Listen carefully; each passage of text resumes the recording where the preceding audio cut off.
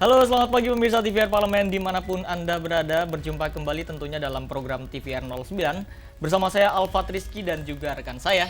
Tentu saja bersama saya Anggun Oktarini pemirsa, dan dalam 30 menit ke depan kami akan sajikan kepada Anda sejumlah berita nasional khususnya dari sudut pandang DPR RI sebagai referensi Anda dalam memahami dinamika politik, hukum, ekonomi, sosial, dan juga budaya yang ada di Indonesia. Pemirsa TVR Parlemen, inilah TVR 09 selengkapnya.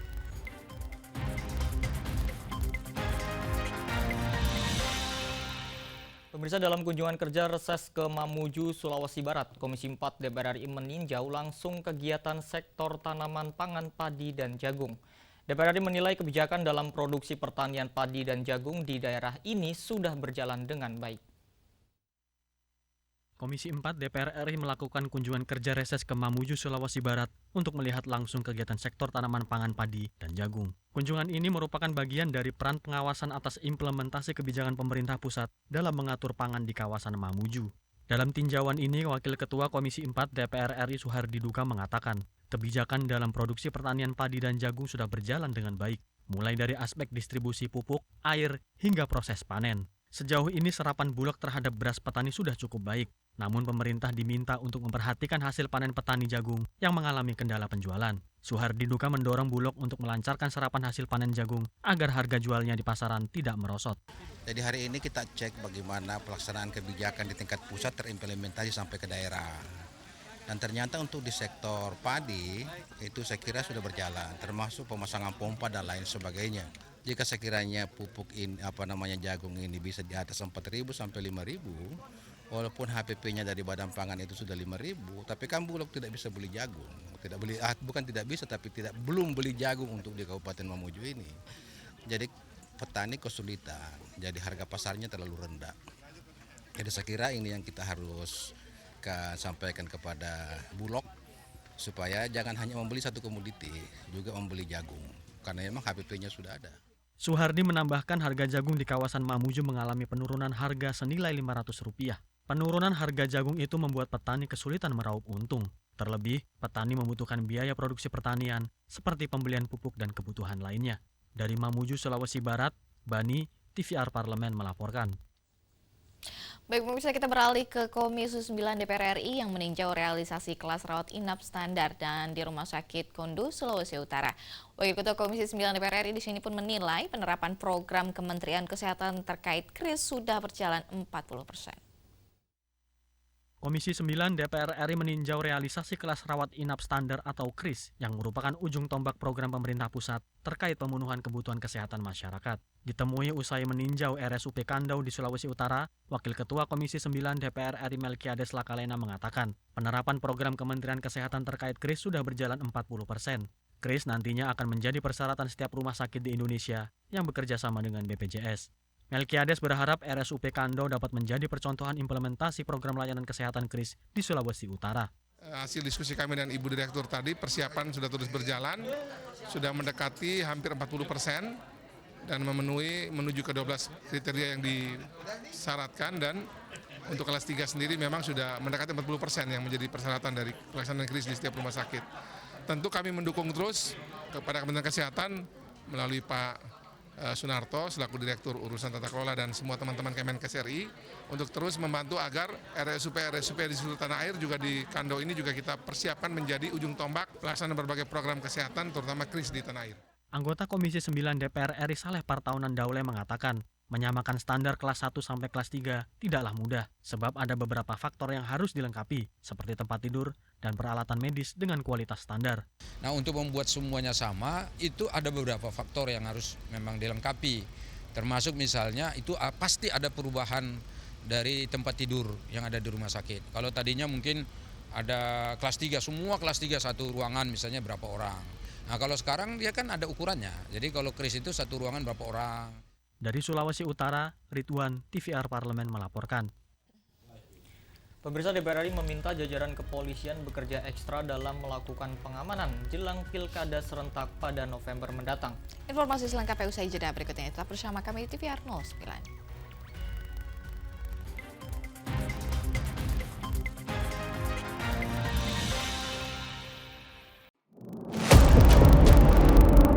sini ditambang. Konflik yang terjadi, Di sini tidak mengizinkan. masalah yang tersisihkan menjadi kesenjangan sosial. Ya namanya rakyat kecil gak bisa apa-apa, mau komplain juga gak didengar. Sebab apa? Itu menyangkut isi perut kami semua. Bagaimana memutus keterbatasan untuk didengar?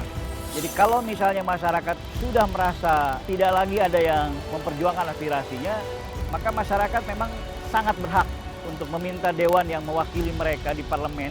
Kami menyusuri batas-batas peristiwa, mengurai berbagai polemik yang terjadi, meluruhkan suara-suara marginal, menjadi nyata dalam setiap aspirasi, melaksanakan tugasnya sebagai wakil rakyat. Saksikan Aksi Dewan setiap hari Senin dan Rabu pukul 10.30 waktu Indonesia Barat hanya di TVR Parlemen.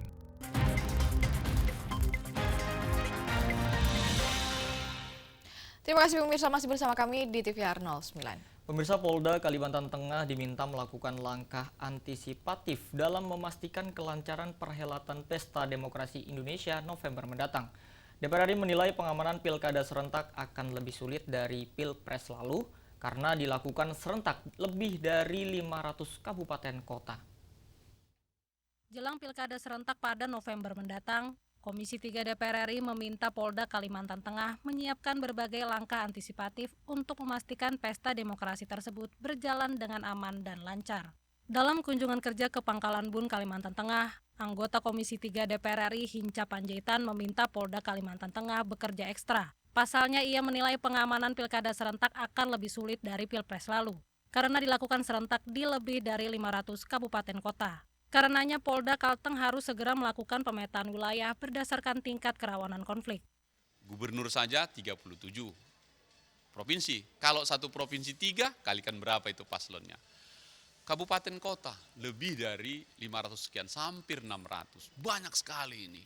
Dan ini membutuhkan seni dan cara bagi aparat penegak hukum, terutama kepolisian, menangani ini. Sesusah-susahnya nanganin pilpres, lebih susah menangani pilkada. Karena itu saya mendorong Kapolri, Kapolda, Kapolres, sampai Kapolsek, ayo cekatan antisipatif dari sekarang, memeta-metakan mana yang zona merah, zona hijau, dan zona kuning itu. Hanya masalahnya ini pilkada serentak pertama sekali ini. Tanpa mengurangi respek saya kepada Polri, dia harus menambah kegiatannya, energinya 2 kali lipat. Sementara itu, Polda Kalimantan Tengah menyebut keberhasilan pemilu pada Februari lalu beserta evaluasi penyelenggaraannya akan menjadi acuan dalam kesiapan pilkada mendatang, sehingga celah kecurangan dan gangguan selama penyelenggaraan pilkada serentak dapat ditekan. Dari Kalimantan Tengah, Rifki Makdudi, TVR Parlemen, melaporkan. Komisi 7 DPR RI mendorong pemerintah untuk menggencarkan sosialisasi terkait dengan kebijakan izin pertambangan rakyat. Imbas tanah longsor yang terjadi di tambang emas ilegal di Desa Tulabolo, Kecamatan Suawa Timur, Gorontalo.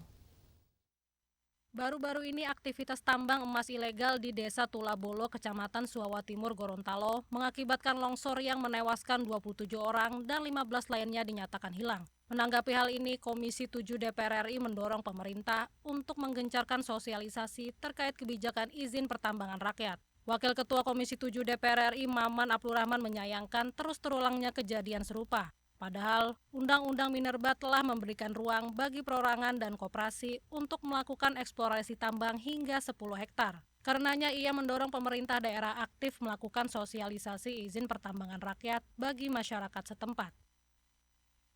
Di Undang-Undang Minerba itu memberikan ruang, yaitu namanya izin pertambangan rakyat sebetulnya. Apa itu izin pertambangan rakyat? Yang memberikan kesempatan kurang lebih 5 hektar untuk pribadi-pribadi di daerah, lalu 10 hektar untuk untuk koperasi.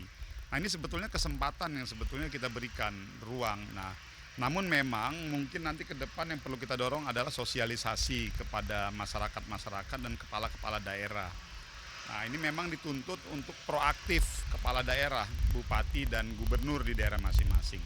Itu sebetulnya udah ada cantelan aturannya tuh, perundang-undangannya sebagai salah satu solusi untuk menangani situasi-situasi seperti ini. Itu solusi permanennya. Lebih lanjut, Maman mendorong aparat penegak hukum menindak tegas para pelaku pertambangan ilegal agar praktik ilegal serupa tidak terus merugikan negara, masyarakat, dan menjatuhkan korban. Dari Nusa Tenggara Barat, Amita Pradita, TVR Parlemen, melaporkan. DPR RI mendesak Menteri Perdagangan membuat kebijakan yang melindungi industri tekstil dan produk tekstil lokal. Bukan masalah memberikan relaksasi terhadap produk impor agar industri TPT lokal tidak kian merugi. Industri tekstil dan produk tekstil atau TPT di tanah air kian terpuruk. Sedikitnya belasan ribu buruh tekstil di PHK dan gelombang PHK diprediksi akan terus berlanjut. Menanggapi hal ini, anggota Komisi 6 DPR RI Amin meminta Menteri Perdagangan membuat kebijakan yang melindungi industri TPT lokal, bukan malah memberikan relaksasi terhadap produk impor. Amin mengatakan sudah menjadi tugas pemerintah untuk melindungi industri padat karya ini. Menurutnya, Kementerian Perindustrian seharusnya membina, memberdayakan, dan membantu industri lokal meningkatkan daya saingnya. Sementara itu, Kementerian Perdagangan seharusnya melahirkan kebijakan yang berpihak pada industri TPT di tanah air. Tugas Kementerian Perindustrian bagaimana membina industri-industri tekstil kita sehingga mereka menjadi pengusaha-pengusaha yang berdaya dengan kebijakan-kebijakannya. Ya, bisa meningkatkan kemampuan, kompetensinya, kreasinya, ya, dan juga teknologinya, ya. Kemudian yang kedua yang menjadi mitra kami adalah Kementerian Perdagangan. Bagaimana Kementerian Perdagangan ini membuat kebijakan-kebijakan yang benar-benar berpihak kepada industri tekstil dalam hal ini. Selanjutnya, Amin mendorong Permendak nomor 8 tahun 2024 tentang kebijakan dan pengaturan impor untuk diselaraskan dengan upaya peningkatan daya saing industri dalam negeri, sehingga produk tekstil dalam negeri bisa lebih kompetitif. Dodi, TVR Parlemen, melaporkan. Pemirsa, angka produksi sektor industri tekstil terus merosot jauh. Angka PHK massal pun meningkat. Setidaknya terjadi PHK terhadap 50.000 pekerja tekstil yang terbaru menyusul 11.000 pekerja dari 6 perusahaan yang akan dirumahkan. Dan pemirsa, informasi selengkapnya sesaat lagi, tetaplah bersama kami di TVR 09.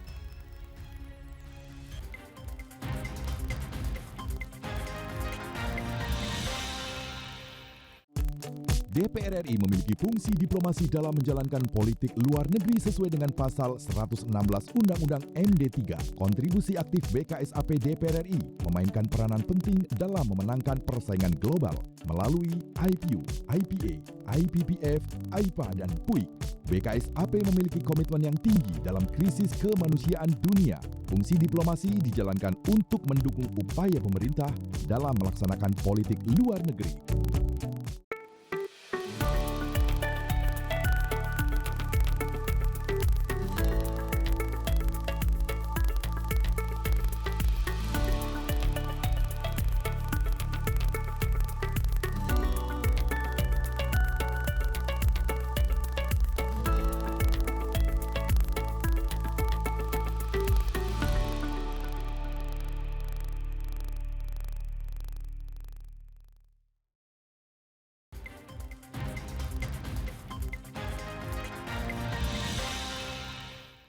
Kembali pemirsa di TVR 09.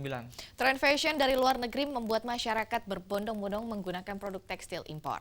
Dan revisi kebijakan impor tekstil menjadi penyebab kekisruhan ini pemirsa. DPR RI menilai belum ada keberpihakan dari pemerintah untuk melindungi produk tekstil dalam negeri karena produk impor membuat industri tekstil nasional babak belur. Saksikan liputan mendalam yang telah dihimpun oleh tim redaksi TVR Parlemen dalam segmen Editorial Parlemen berikut ini.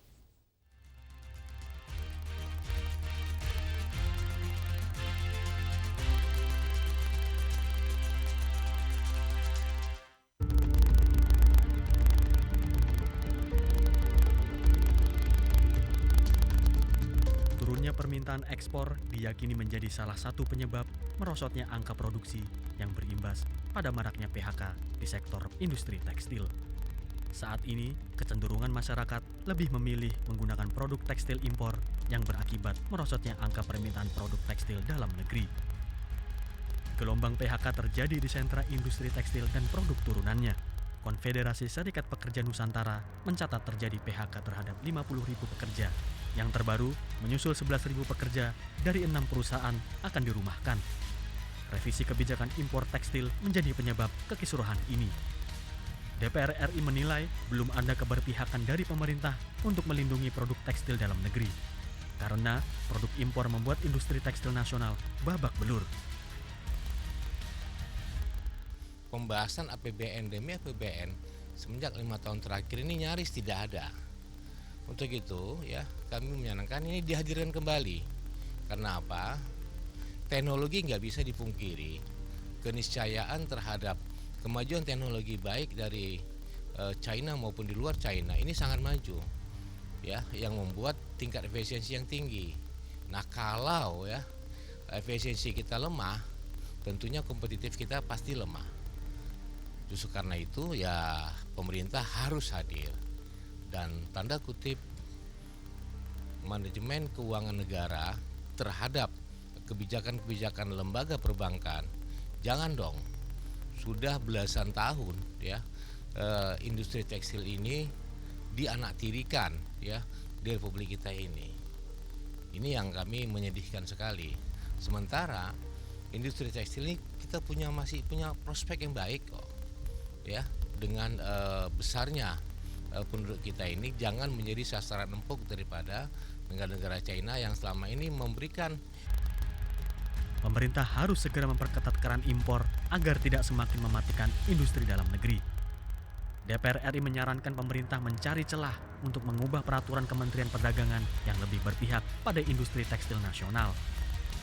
Peraturan Menteri Perdagangan Nomor 8 Tahun 2024 tentang kebijakan dan pengaturan impor dinilai mengganggu basis produksi dalam negeri karena meniadakan pertimbangan teknis impor pakaian jadi.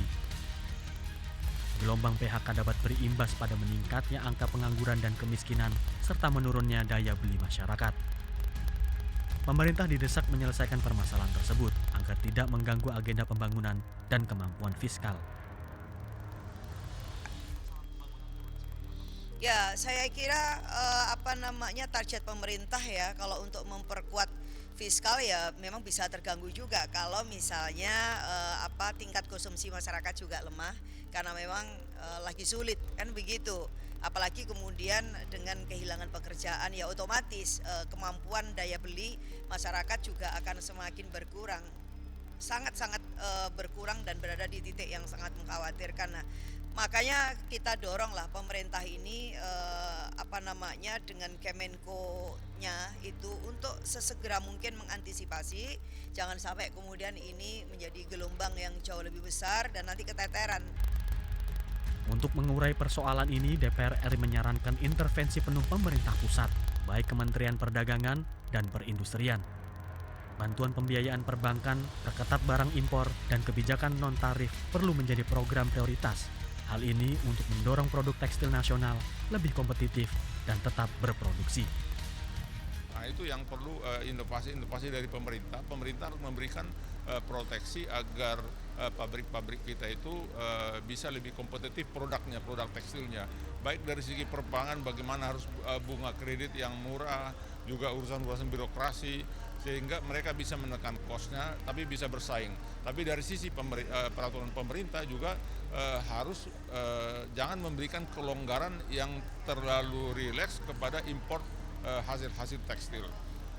Baru yang berikutnya dari pemerintah bagaimana membuat inovasi mengeluarkan peraturan-peraturan yang membatasi dengan kebijakan-kebijakan non-tarif sehingga produk tekstil domestik itu bisa lebih kompetisi. Kalau enggak, Tim TVR Parlemen melaporkan.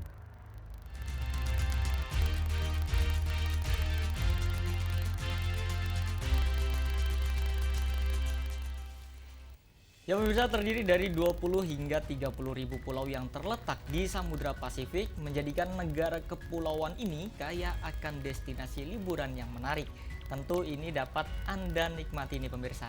Dan seperti apa juga bagaimana keindahan beberapa tempat liburan di Kepulauan Pasifik ini, jangan kemana-mana pemirsa, mari saksikan di TVR 09.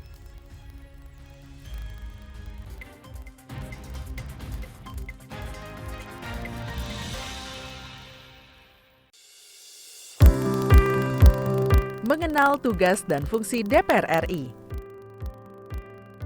Dewan Perwakilan Rakyat atau DPR adalah lembaga negara yang mewakili aspirasi rakyat. Kehadiran DPR RI merupakan salah satu bukti bahwa Indonesia merupakan negara demokrasi. Sebagai salah satu lembaga perwakilan rakyat, apa saja tugas dan fungsi yang diemban DPR RI?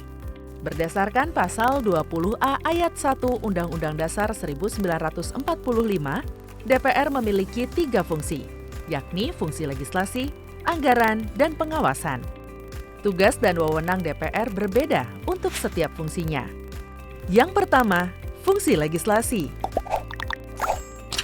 Menyusun program legislasi nasional atau prolegnas, menyusun dan membahas rancangan undang-undang, menerima rancangan undang-undang yang diajukan oleh DPD, membahas rancangan undang-undang yang diusulkan oleh Presiden ataupun DPD, menetapkan undang-undang bersama dengan Presiden, menyetujui atau tidak menyetujui peraturan pemerintah pengganti undang-undang yang diajukan oleh Presiden untuk ditetapkan menjadi undang-undang.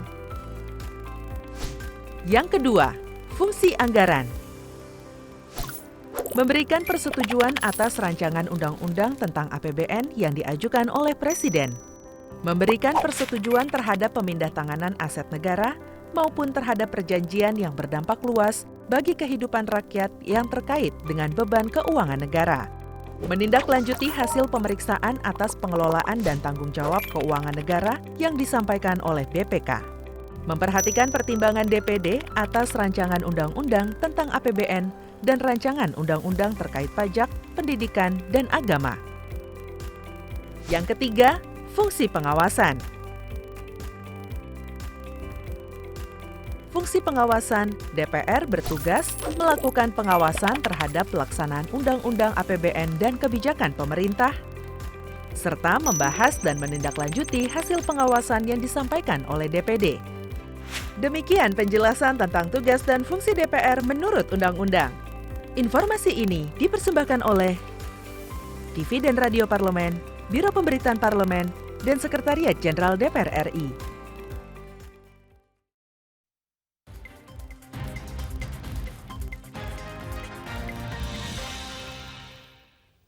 Kembali bersama kami di TVR 09. Pemirsa, pemandangan alam di negara kawasan Pasifik yang memanjakan mata, bak surga tropis menjadi daya tarik kuat bagi para wisatawan. Dan mulai dari keindahan alam hingga tradisi untuk yang masyarakat pegang hingga kini memberikan sensasi luar biasa bagi para wisatawan. Dan ternyata negara-negara di Kepulauan Pasifik ini tergabung dalam forum IPPP atau Forum Kerjasama Parlemen Indonesia dan juga negara di kawasan Pasifik. Langsung saja pemirsa, mari kita saksikan tayangan 5 tempat liburan terbaik di Kepulauan Pasifik, bak surga tropis pada segmen Tips, Informasi dan Tips untuk Anda.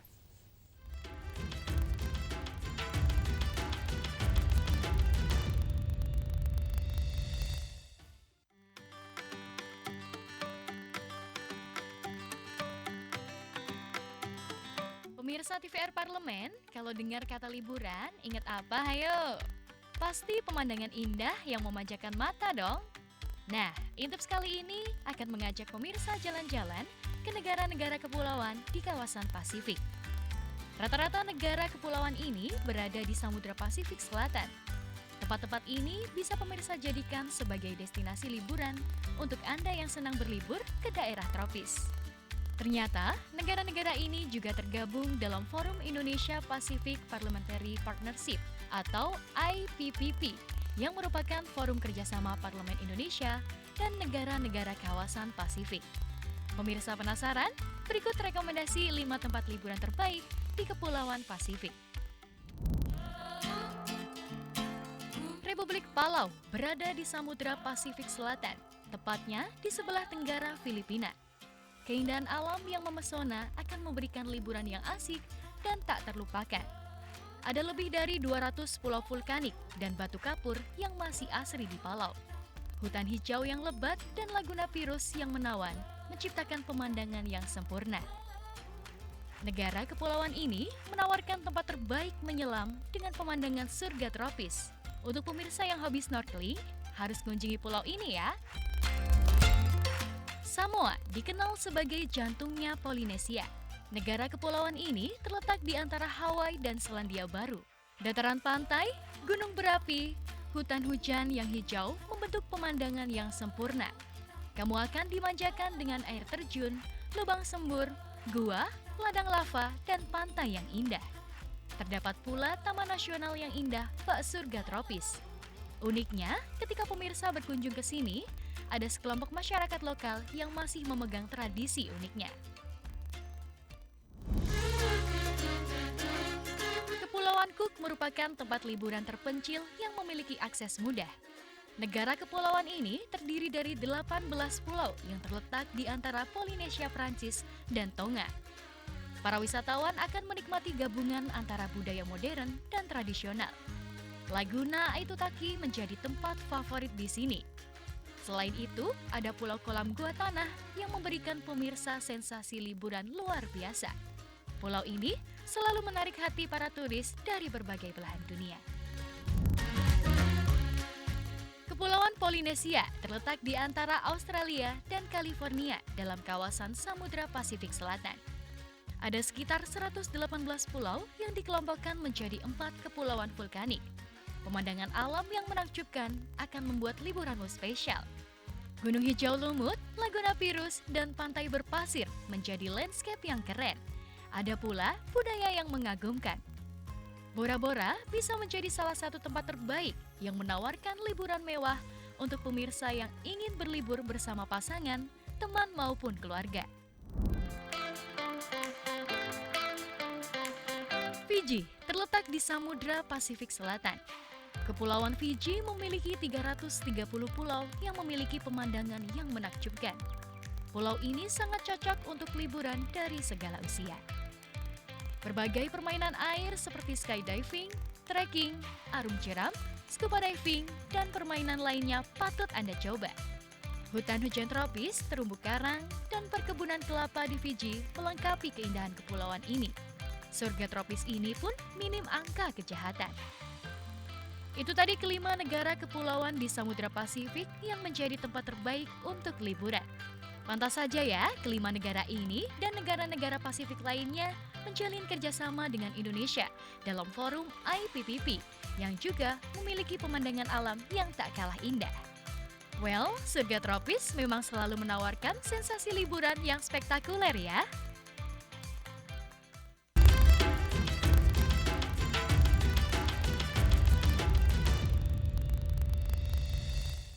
Pemirsa, informasi tadi sekaligus menutup jumpa kita pagi ini, dan di penghujung acara kami informasikan kepada Anda bahwa saat ini DPR RI sedang memasuki masa reses di mana seluruh anggota Dewan kembali ke daerah pemilihannya masing-masing untuk melaksanakan fungsi representasi DPR RI, menyerap dan juga menindaklanjuti serta memberikan pertanggungjawaban kepada konstituen di daerah pemilihannya. Dan tentunya pemirsa, meskipun sedang masa reses, Anda tetap dapat mengakses tvr-parlemen.dpr.go.id untuk menyaksikan sejumlah agenda serta program DPR RI lainnya. Dan tentu saja pemirsa TVR Parlemen, demikian TVR 09 edisi pagi hari ini. Segenap kru TVR Parlemen yang bertugas mengucapkan terima kasih telah menyaksikan TVR 09 hari ini. Saya Anggun Oktarini dan juga rekan saya Salvat Rizky. Pemirsa, sampai berjumpa kembali di TVR 09 selanjutnya. TVR Parlemen, Referensi Indonesia.